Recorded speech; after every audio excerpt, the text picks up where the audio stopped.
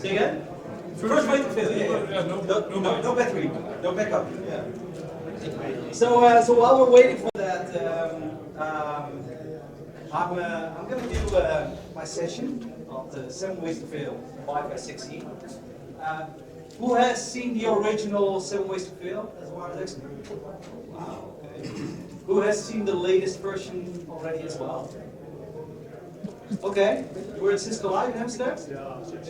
All right, cool, thank you. You are going to be with me with the last delivery ever on the session as well.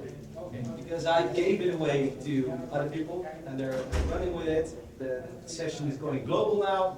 Other presenters are doing this session, and this will be the last time ever I do it. But I do this for you, and I love that. While we're waiting for my mic to arrive, I did it in Amsterdam. I was expected to do that one. Is the last one. And the joke was that, of course, Cisco Live in Amsterdam. We were expecting Cisco Live in Amsterdam already 3 years ago, right? So that didn't happen because something happened in the world. Something small, but anyway, we didn't have any events for about 2 years.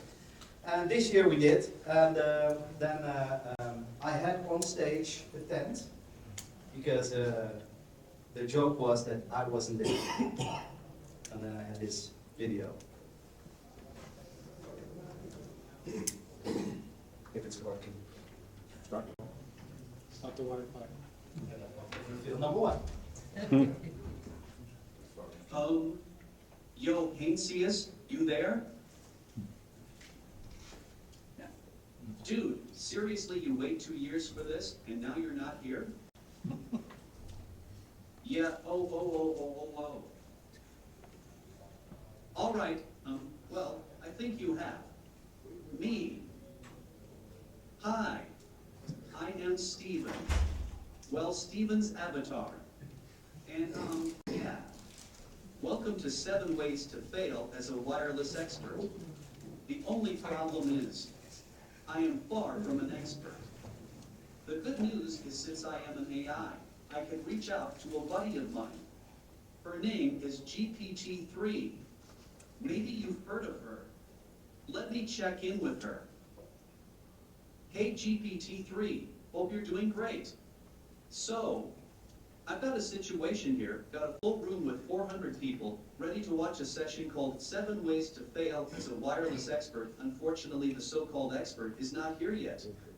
And I, his avatar, now have to do the session. Can you help me out with 7 fails on Wi-Fi? Sure. Here are 7 potential ways to fail as a wireless expert. 1. Failing to properly plan and design a wireless network before deployment. 2. Neglecting to properly secure the wireless network, leaving it vulnerable to hacking and intrusion. 3. Failing to properly configure and maintain wireless access points and other network devices. 4. Failing to stay current with updates and patches for wireless network equipment and software. 5. Neglecting to troubleshoot and resolve issues with the wireless network in a timely manner. 6. Failing to properly monitor and analyze network usage and performance. 7. Failing to understand and adhere to industry standards and regulations related to wireless networking. Please note that it is advisable to never present information without verifying it, especially on such important matters, as it could lead to dangerous situations. So there you have it, 7 ways to fail. Wasn't that difficult? Wasn't that difficult? All right, that's it. Okay, so thank you very much. My microphone has arrived and has got new battery. I've got 5 bars. 5 bars. And we all know that 5 bars is good. And now I am... Yes, here we are. All right, so we're going to do 7 ways to fail on Wi-Fi 6E. And we have about an hour. This is a 90-minute presentation. And I'm going to squeeze that in 50 minutes to make it fit. And I'm pretty sure we can make that happen because I have a very smart audience in front of me. So what are we going to do? Quick intro. How did we get started with the session? The evolution of the Wi-Fi. We can do that very quickly with you guys. The baseline, the 7 fields, and a conclusion. So who is talking to you? This is me, Steven Heinsius. This is my Twitter handle. That's where to find me on the internet. I'm one of the few people left on Twitter. Still some people there? Yeah, awesome. My daughter, 14, says to me, "Okay, boomer." And then I explained to her that boomers were actually a different generation, that it's after the war, and I explain all that. And then she pauses for 5 seconds and says, Okay, boomer. "Okay, boomer." All right, so I worked as an end user. I worked for a company called the WOP, the Waterleiding Oost-Brabant, nowadays known as Brabant Water.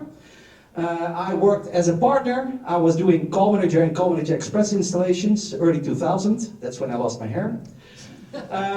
I worked for a distributor called Comstor. I am now at Cisco 12 years. I started on the 1st of October 2010. I'm super proud of that because it gives me the start date 011010. That's cool, right? If I say this to a salesperson, they're like, "So?" I'm a CCSI, 17 years. I'll be honest, they are expired. And it hurts. It hurts, but yeah. So in my spare time, I'm a dad, I'm a runner. You might not believe it, but long distance running, yes. I cook, and that's why I run. Mountain biking, scuba diving, snowboarding, singer in a ska reggae band. I'm a Wi-Fi enthusiast still. And I have a YouTube channel together with my good friend Sofia Stranskaya. It's called The Basement Series. People ask me, do you still continue with that? The answer is yes. So there's more episodes coming, and Sofia now lives in the Netherlands as well. So it's much easier to do recordings. So we're gonna do 7 ways to fail. And someone in the audience over there asked me, are we doing on 21 fails now? Well, actually we are on 20. And I collected them all in a handout. So the handout is free. It's a 2-page document, and it simply says the 20 fails and the best practices that go with it. Please use it, spread it, use it for your own good. When the pandemic hit, we also created a work from home edition. So that is really 7 fails that people have in their home network, and it's all about how to improve home Wi-Fi. And there's a lot of things to improve there as well. So let's start with why. Why did I create this session? I really wanted to be a speaker at Cisco Live, and I was an account manager back in the days. So I said, I would like to speak at Cisco Live. And then the organization said, so you're an account manager. Yeah, I know. I want to speak there. And they're like, you cannot do that. Give me 1 shot. And they said, okay, sure. So they said, you write your submission, and I submitted a session called 7 Ways to Fail as a Wireless Expert. And the organization said, what, you're submitting a session called How to Fail? No one will come to your session. It was actually quite popular. And here we are now, we have 20 fails, and we're doing it, the tour going around the world. Like, we have other people doing the presentations. Now, what I wanted to do is, I wanted to give you an overview of best practices. Okay, so what are the best practices to do Wi-Fi? And that was really, really boring. So I decided to flip it around and say, well, how to do it wrong. That was actually quite funny. And people loved it. And where it evolved to is, everyone here in the room knows more about Wi-Fi than me. Okay? I am not thinking that I'm going to teach you anything new. But what I do is give you the tools to explain to non-Wi-Fi people why things are wrong. So that's what I wanted to create and deliver.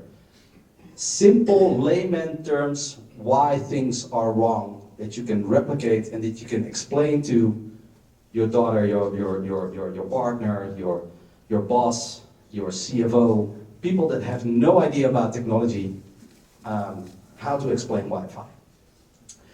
So 7 ways to fail became 14, and then the 20. How not to fail, do it in a fun way, interactive. Feel free to ask questions, but be conscious of time. Please, let's save them at the end. What I always say in all my trainings is, I don't care how you remember it, as long as you remember it. And I'm pretty sure that people remember the session. So, the baseline, how it all began, how Wi-Fi came to fruition, standards, characteristics, challenges in Wi-Fi. Important to realize when you are explaining to other people about Wi-Fi. The early days of Wi-Fi, and I don't have to explain you guys, but 1999 is when we had 802.11a and b become the standards. And if you ask then how many devices were on the Wi-Fi, right?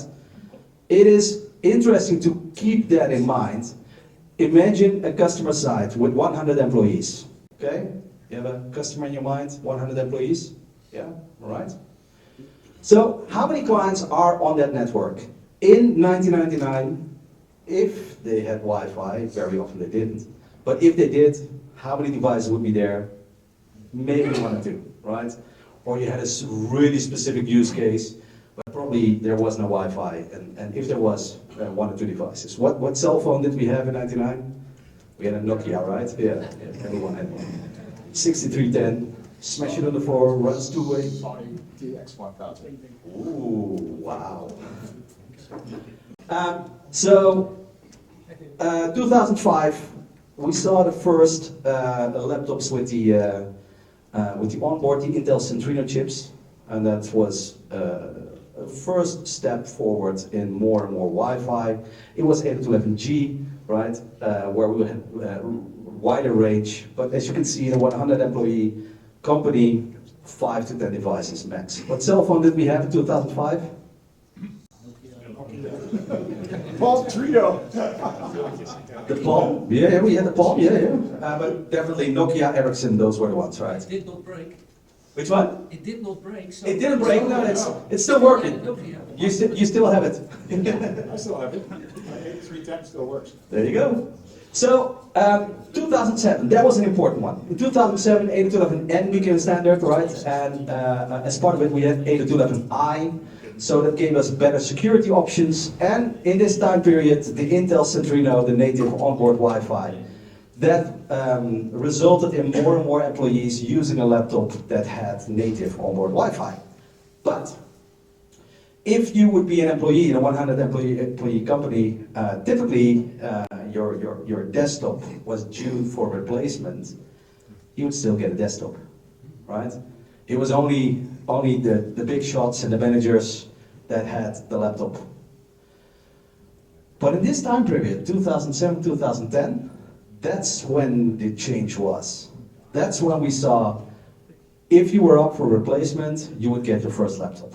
And I know that all of you in the room, you already had your laptops, but I'm talking about the rest of the employees of the company, right? They were getting their first laptops. And they were also the first people getting their smartphones, because prior to this, it was like, why on earth would I want a phone that I can do email on? It's very funny to go on YouTube and find that video, right? They're asking, would you want a smartphone? No, then people can reach me all the time. Who would want that? 2010, that's really when it ramped up, and look at how that evolved. If where we are now, on average in a 100 employee company, we see that there's up to 700 devices in there. That's a lot, because we see more and more of those devices that are even no more users connected to it, right? IoT devices. So you can really see the evolution here. I don't have to go into the details for you guys, because you know all this. 6E and 654 and so on. So what is about 6E? The frequency separation, that is the big game changer on it, right? So here you see the example of the traffic on the highway. And again, created this video to explain to non-technical people why this is such a big differentiator. To have a new frequency band available, right? And because of it, you can add so much, because of the efficiency, you can add so much more traffic on the same highway and no collisions happening there. So it's all about efficiency. So we need to explain to, again, non-technical people the terminology like DRS, right? So here you see examples of dynamic rate switching and how you are further away from an access point and how the quantum constellations changes. And basically, Roberta Flack, she sang it best when she said,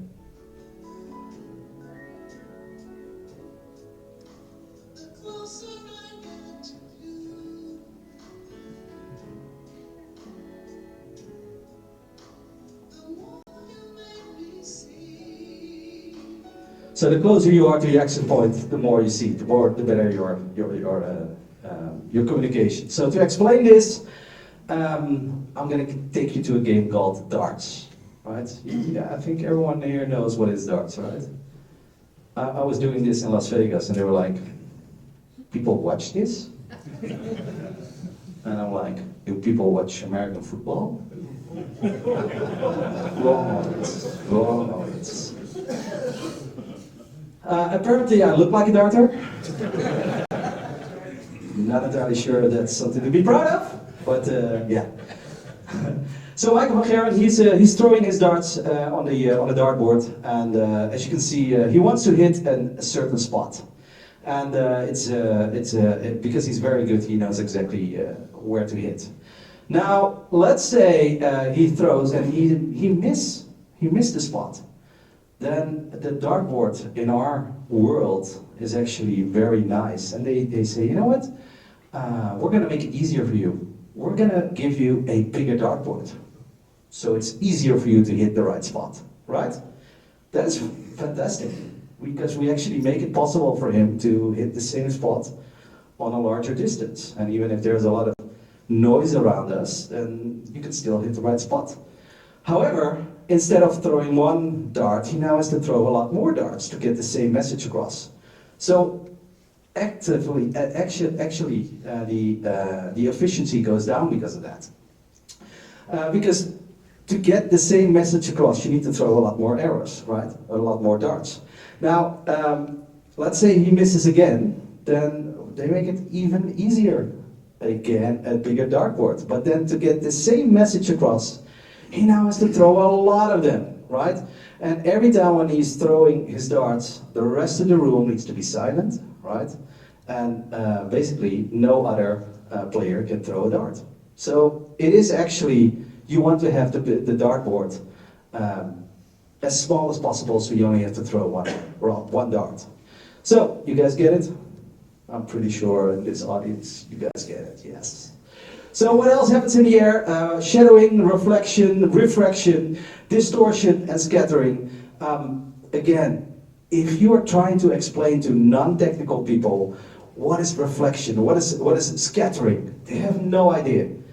The moment you show a picture, like, ah, okay, now I understand. You see, it's that simple. But we all think that everyone understands this. We all think that's logical, that's the way Wi-Fi works. But our audience, the people that we speak to, they don't. But they don't want to tell you either. So my recommendation is that every time you speak to a non-technical person to ask for a budget, assume that you are explaining this to your daughter. Okay, boomer. Explain it to your daughter. If she gets it, it means that the person that you're talking to that is not technical gets it as well, right? So explain things like scattering and what it means. Other challenges that people talk about, it's slow, I can't connect, I can't roam, we're not going to go Wi-Fi, it's not secure. We still hear that. We still hear that. I mean, you can, typically nowadays, Wi-Fi is better secured than Ethernet cable, right? Very often, I still can come to a customer site, plug in an Ethernet cable in the wall outlet, and guess what? I'm on the network. Like, you didn't do port security? No MACsec here? No? All right. On the Wi-Fi, it's very well done. It's changing environments, Internet of Things. Yeah, in this RFP, we expect the 5 nines of availability on Wi-Fi. Interesting. Yes, you can do it. Yes, you can do it. You can actually meet those 5 nines of availability, but that definitely has a different design with it than one access point every room, and that's your design, right? So, what is Wi-Fi 6? We heard about the alphabet soup. We all think that the alphabet soup is quite complicated. Well, we don't, but the rest of the world does. So they said, you know what, we're going to make it simpler for you. Moving forward, we're going to give you a numbering scheme. So 6, 5, 4, and so on. So when we talk about Wi-Fi 6, 802.11ax, BSS coloring, OFDMA, multi-user MIMO, 1024 QAM. Wow, 1024 QAM. I remember when we had 256 QAM and everyone was saying, yeah, that doesn't work in reality. You need to be so close to the access point that you can basically touch the access point. So is it then Wi-Fi? And the target wait time. What is AX? The art known as Wi-Fi 6. It's the latest generation of Wi-Fi. 2.4 gigahertz is back. I remember that we said 2.4 gigahertz is dead. It's not. Even though we try to tell it's dead. No, it's not. It's back. 5 gigahertz is leading. I think we can all agree that 5 gigahertz by now is the leading band that we see most common. Expanded to 6, fastest ramping technology so far, and it is not about speed, it's about efficiency. So I've had conversations with customers that they say, I don't need more speed, or I asked my network manager, we don't need more speed on this network, and I say, I agree. Funny side note, I have my internet connection at home, I have Delta, of course. I come from Zeeland, and we had Delta over there. And now I moved to Den Haag, and I still have Delta. Delta. Exactly. And then they gave me, so I signed the contract for 400 megabits per second. And then they said, we gave you a gig. And I said, awesome, thank you. I can take a cheaper contract now. You don't want it? No, why do I need a gig in my home? So we don't need more speed, right? We need more efficiency. Being able to have a lot more clients on the same medium at the same time. So what is BSS coloring? It is not actually a color. It's a numbering bit, right? With this, thanks to BSS coloring, we can reduce the code-channel interference and basically have more access points close to each other that are using the same channel. So we can have a higher density of access points. And have a better performance with that. So that is what BSS coloring is about. Again, efficiency. OFDMA, multi-user version of OFDM. It was designed and developed for 4G, 5G. Channel divided in smaller allocations called the resource units. And thanks to this, you can have an AP can send data to more clients at the same time. So this is how I explain this.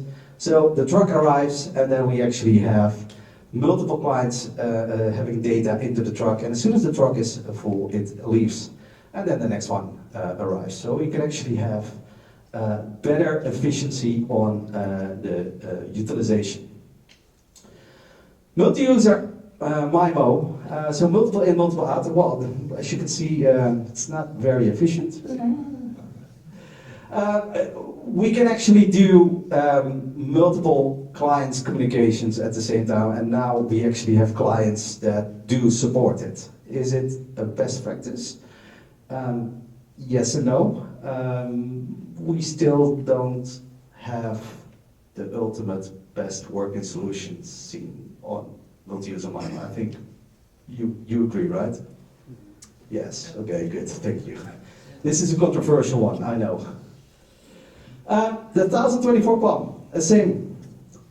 Think about the dartboard, but now we actually make a smaller dartboard. And because you need to now be close to it as well, it's really important to have the right air quality, right? That is why clean air is such an important thing, to make sure that you are able to hit the dartboard on the right spot. Then the target wake time. In the morning I have the target wake time. I hardly ever make it. But target wait time, the way I explain it is on a Saturday you go to the butcher and you want to order something at the butcher, and there's 40 people in the room, and without target wait time you would try to get the attention that it's your turn, and thanks to target wait time we actually give you like a little label, and as soon as it's your turn your number shows up, and that's when you go to the counter. So much more efficient, and I can actually sleep the rest of the time. So that is what it is about, more efficiency, and because you don't have to try to get the attention all the time, you actually have a better battery life if you don't throw it away. Then, what is the E in Wi-Fi6E? It's for evolution, efficiency, experience, and extra bandwidth. That's why they call it the E. You didn't know that? That's why I don't do marketing. It's all the goodness of AX, and it's now with the dedicated 500 megahertz for us in the NC, so the additional 6 gigahertz spectrum. So that is the basics. Like I said, this is really the quick one because I don't have to do the deep dive with you guys because you already know this. So let's do some fails. You ready? Yeah. Awesome. All right. So fail number 1. You missed all the previous episodes. Here you find them. So we published them online. The original 7 ways to fail, the 7 new ways to fail, the 6 on Wi-Fi 6, and then this is the work from home edition. So all of them are on YouTube, and you can use them to your own benefit. And this one, I'm actually super proud of this one. You can also see how I do a site survey in my house to decide where to put the access points. Simple rule. In all the Wi-Fi best practices, I always have a simple rule. And the simple rule in this one is never stop learning, but make sure you have a bit of fun. We agree? Yeah. Nice. So, fail number 2. Give me wider channels. Ooh, wider channels. Wider channels. So, 2.4 gigahertz and 5 gigahertz, we can really see that the 60 megahertz channels that we had available on 2.4, if you compare that to our 5 gigahertz band, we see that there's a lot more channels available. And thanks to that, we can actually do a thing called channel bonding, right? Should we do channel bonding all the time? There are some recommendations on that as well. 160 megahertz wide channels, they're even talking about 320 now for Wi-Fi 7. Theoretically you could, but why would you? So here you see the unlicensed spectrum for Wi-Fi and all the channels that we see in the 6 gigahertz band. But as you can see, again, this is the ones that we have for the US, but you can see that there's a lot more possibility to indeed go to the wider channels. Now, this is the standard for 5 gigahertz. My recommended standard for 5 gigahertz is use 40. Okay, so could you do 80? Yes. Why would you? Unless you have a very specific use case, but otherwise go 40.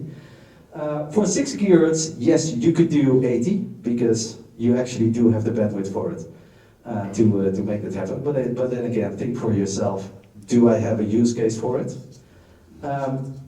And never do channel bonding on 2.4. Again, I moved houses 2.5 years ago, and I went to 3 of my neighbors in the neighborhood and say, hey, you're doing channel bonding on 2.4.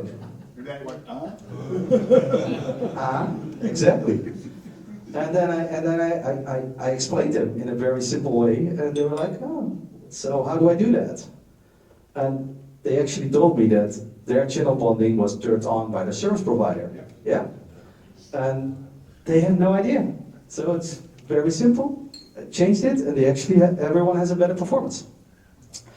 The tool that I use all the time, and I think that almost everyone in the room knows this one as well, Adrian Granado's Wi-Fi Explorer. Absolutely love the tool. This is my favorite one. This is the one that if you have the Wi-Fi Explorer, and you use one of the external adapters, this one for instance, the device finder from MetaGeek, you can actually do a little bit of spectrum as well in Wi-Fi Explorer. Did you know? Yeah, you can, yes. It doesn't work with the Sidekick, by the way. I was hoping that it would work with the Sidekick as well. It doesn't. But as you can see, this is a little bit of spectrum as well on in this case the 2.4 gigahertz band. This is my my home network. Yeah, it's fine. This is the main tool that I use most of the time. So if you don't have the tool, you can use this code. It comes from Adrian directly. He's okay that I'll give you the code. Okay, you get a 30% discount if you want to have it. Cisco Live Europe 30, easy to remember. So simple rule: 40 for 5, 80 for 6. But whatever you do, never mix. Simple rule, right? Yeah. All right. So size does matter. Because no one wants a small glass of wine.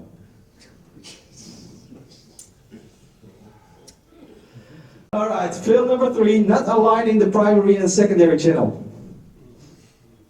You might have some blockage if you did so.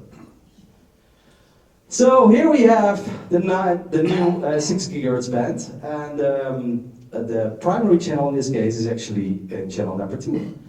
And what would happen? So in the primary channel is the channel where the management frame is going, right? That's where the access points communicate. So if you have different access points with different primary channels, they don't hear those messages from each other. So let's have a look at what happens. So in this case, we decided to design the network for 80 megahertz. Then we put in an access point with the primary channel on the second channel, and another access point where the primary channel is on the first channel. Then they don't hear each other's messages. They don't hear each other's management frames. So the result is that all of them will be considered as noise because they don't hear and communicate each other.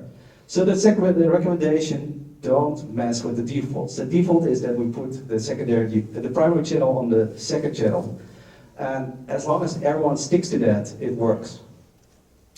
Fail number 4, my favorite one, the placements. Spreading your access points through the building like this. So, does it matter? Yes. We had customers telling us, we are protecting the access point from access. Yes, I can see that. You're protecting the access point from access. This is in a school, and I ask, do you give physics here in school? Yes. Cool. Can you ask the physics teacher about Faraday's cage? Oh, is that why it's not working? This is one way to install your access points on the ceiling, right? Looks very nice, very sophisticated, modern. Yes. Yeah. Typical business solution. Channel bonding. It's mating.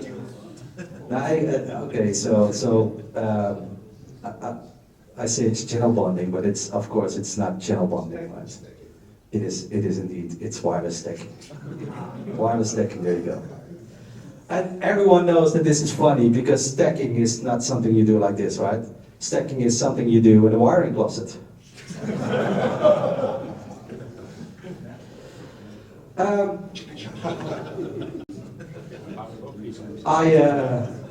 I have a big green egg, and I make pork belly and those kind of things, and then indeed I put it in some aluminium papier. Aluminium. Tin foil. Tin foil. Oh, thank you. Tin foil. Yes. So low and slow. Who needs brackets when you have duct tape? Or tie rips? Yeah, tie rips. You did a survey. You did a fantastic survey. You have the best floor plan ever.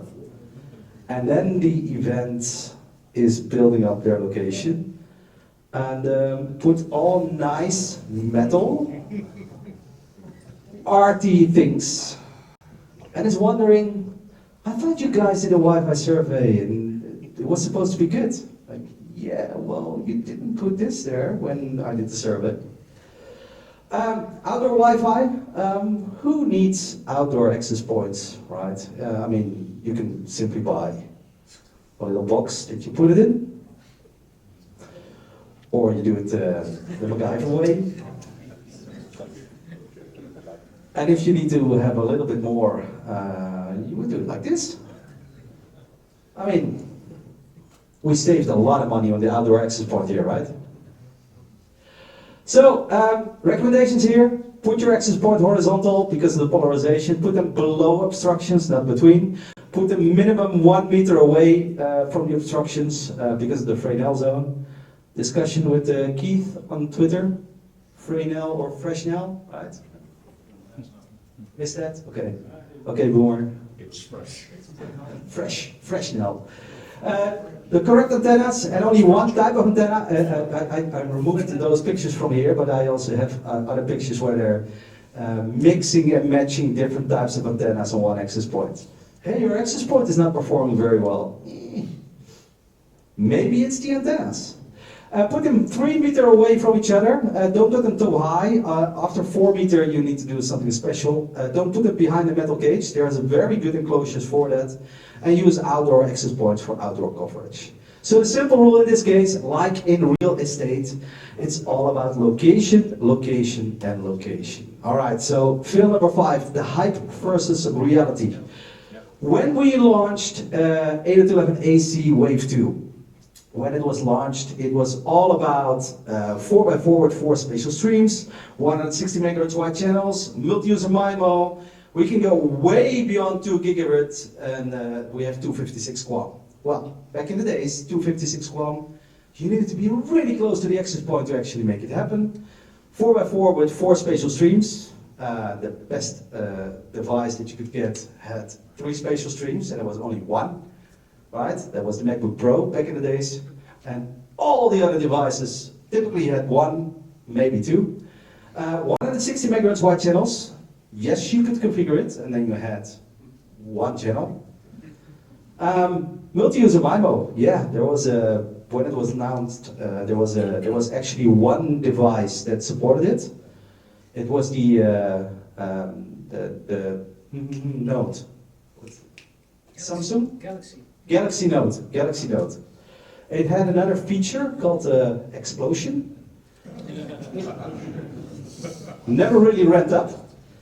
So when this was introduced, there were actually not many clients that had multi-user MIMO.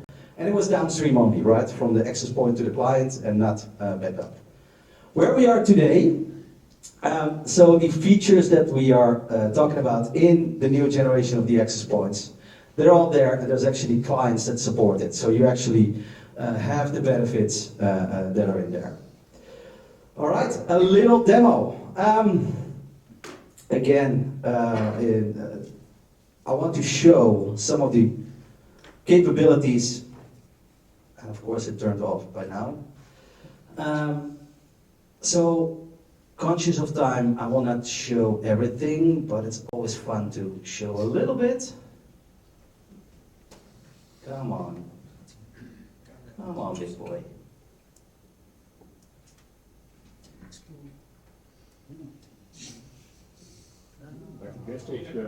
Ja, dus het zijn allemaal dingen die ik nog, waar ik nog mee bezig ben.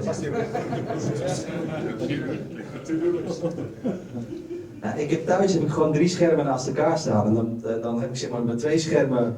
Dit is het scherm wat dan nog open staat. Sorry, back to English. This is the screen that I have open with all the things that I still need to do, but that's not the one that I see. The ones that I see, they're completely empty. But as soon as I unplug my laptop, then it's a shit show. All right, so here we are. Yes. So what you see right now, this is the Echo House Sidekick, the new generation of the Echo House Sidekick. And we're looking at the 5 gigahertz band right now. The 2.4, always interesting to see. We see not too much noise. This is pretty normal activity. And then we're looking at the 6 gigahertz band.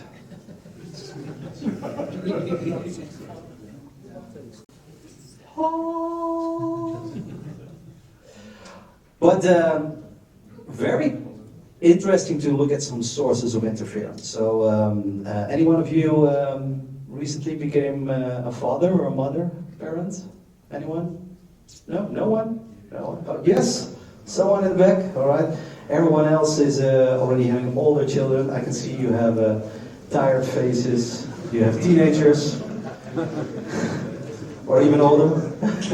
Boomers.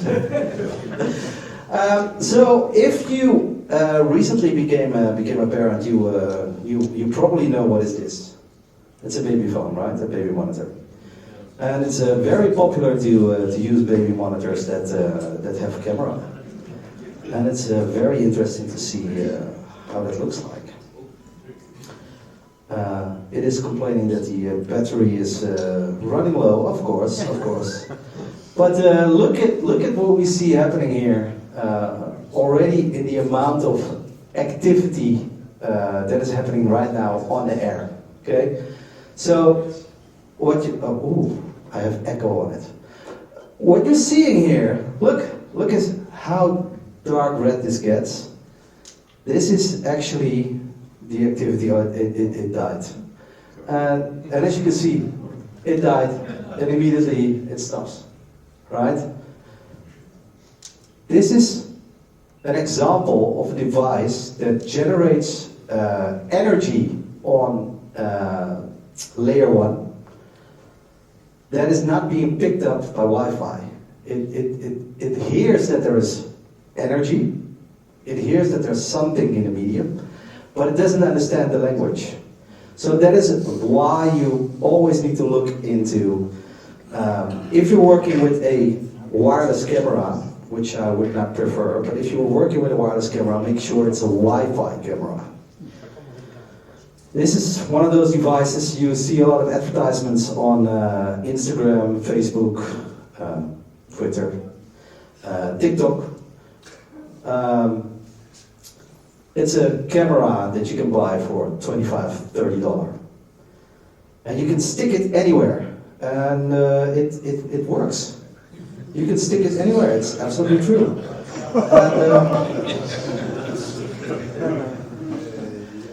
And, the camera works. The rest of all your wireless connections in your house don't work.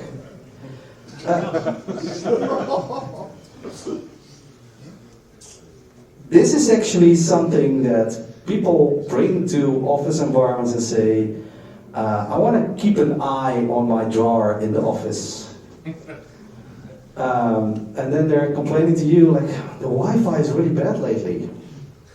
You can see that using a non-Wi-Fi camera has a big impact on the Wi-Fi, right? I also have a Wi-Fi camera with me right now. In this case, it's a Netgear. Unfortunately, Netgear did a software update, and with this new software update, you can no longer have a SSID connected to it that covers both 2.4 and 5 gigahertz. So because of this, I cannot demo it here right now. It needs to have a 2.4 gigahertz dedicated SSID to make it work. Fantastic software update. Nice. Yes. But if I would put this one on, you will see an increase of activity, but you will not see the same amount of noise that you see here. So it will still work. So that's the difference between, both of them are wireless, but the difference between Wi-Fi and non-Wi-Fi. Alright, so let's have a look at one that is on the 5 gigahertz band. I can turn this one off. There we go, this one off, go off, go off. There you go, go off. Yeah, yeah, it doesn't want to be turned off. There we go. There you go.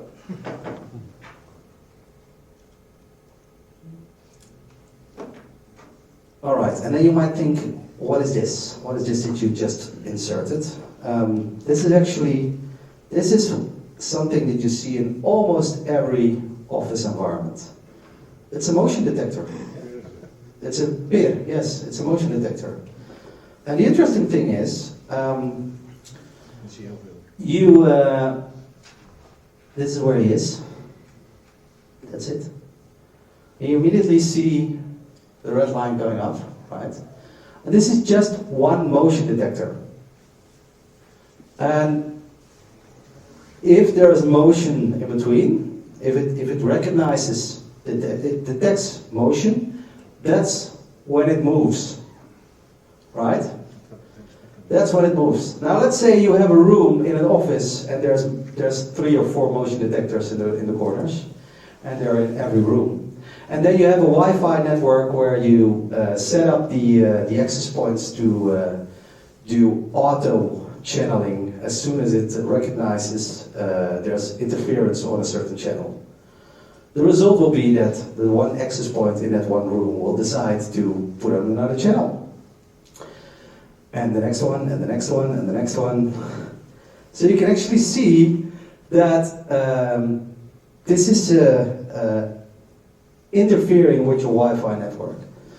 Again, motion detectors can have a significant impact on your performance of your Wi-Fi. I do not have any others with me right now. Okay. So going back to the pre-sale. There we go. All right. So I think you already had the demo on the Ecke House, so I don't have to do that one. For this particular demo, we had Ansi actually did a site survey with his dog, and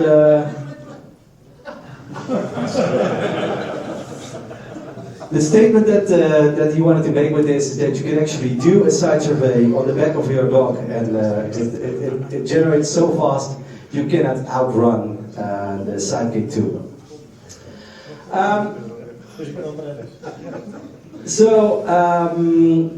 Reducing human error. I heard you already had the demo with the Meraki setup as well. So you can do the zero-touch provisioning, do the site survey, do the planning in the Ekahau, and then apply that to your Meraki solution. So simple rule.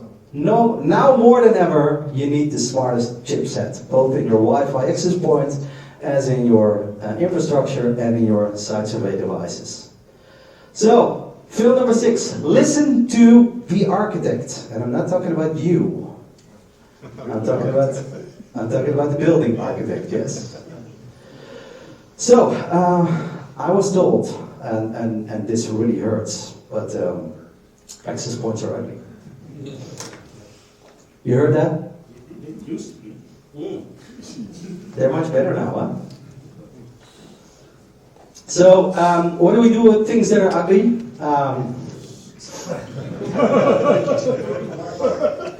They're ugly, right? Yeah, they're called ugly. You can tune them, right? But they're still ugly. But before we make any more jokes about the Lada, they were actually, this is the first car that has onboard Wi-Fi. But no, with Wi-Fi, put your APs where your clients are. And why this is? Well, here we have a transmitter and a receiver, and we have a material in between. Let's take the average office environment. We have a plasterboard wall that has a 3 dB attenuation on the signal, so it actually reduces the signal by half, right? You guys know that. So now let's say there is a wall and a ceiling in between, then actually it's half and then half again. So it could even be that the transmitter reaches the receiver, but then when the receiver tries to talk back, it doesn't get the message across. Because the rules of 10 and 3, the 3 dB gain is a doubling of the signal, and the 3 dB loss is half of the signal, everyone knows that. So 70% of the clients in the network are mobile devices, cell phones, smartphones, and so on, and they typically have a maximum transmission of 14 decibel to the milliwatts, which is basically 25 milliwatts, which results in a transmitter being able to receive, to reach the receiver. But as soon as we turn it around and the client becomes the transmitter and needs to go back to the receiver, it actually has a lower power to get there.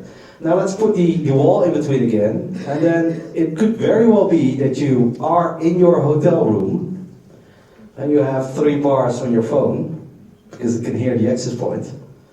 But when it tries to get the message back, it doesn't reach the access point. So while you're trying to do that, all the other devices that are in the same area are not able to transmit either because they're waiting, right? The medium is busy, so the other clients cannot communicate. So I was told access points are ugly, and then, dear architect, what about these? They're not ugly? I think they're quite ugly as well, right? So, dear architect, you are telling me that I should hide my access points. My access points need to be above the ceiling because they're ugly, and then you do allow these to be visible. Why are you not hiding these? What's the answer? They're important. No, it doesn't work. Then they don't work. Aha! The same goes for your Wi-Fi access point. So, introducing the Peephole AP. Real pictures, ladies and gentlemen.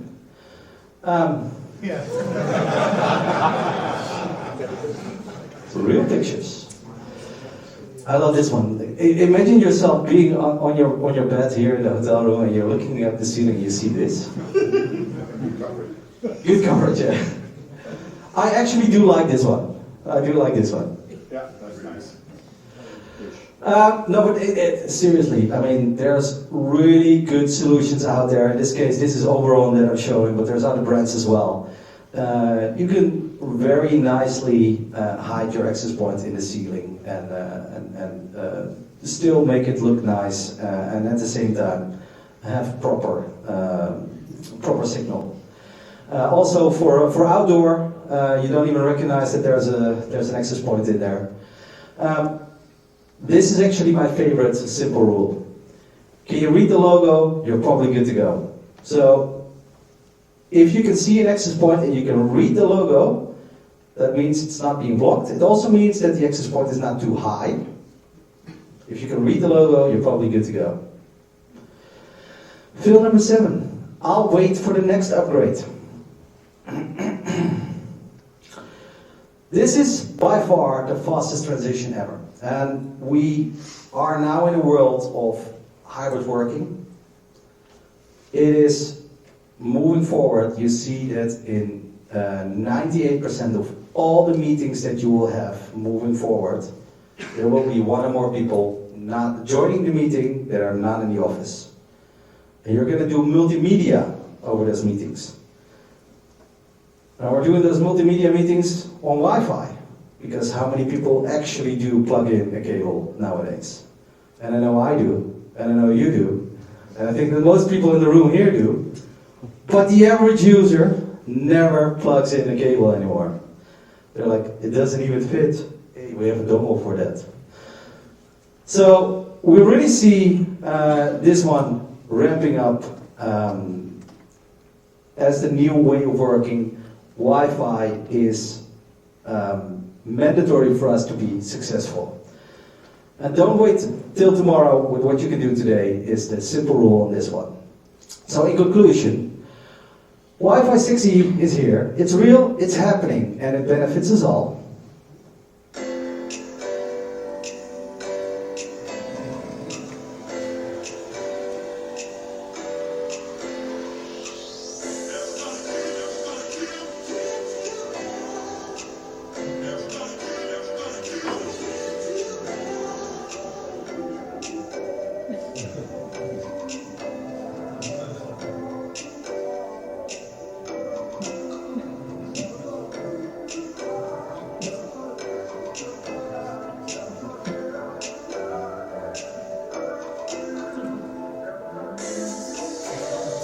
All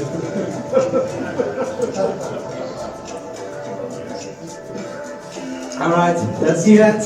Thank you very much.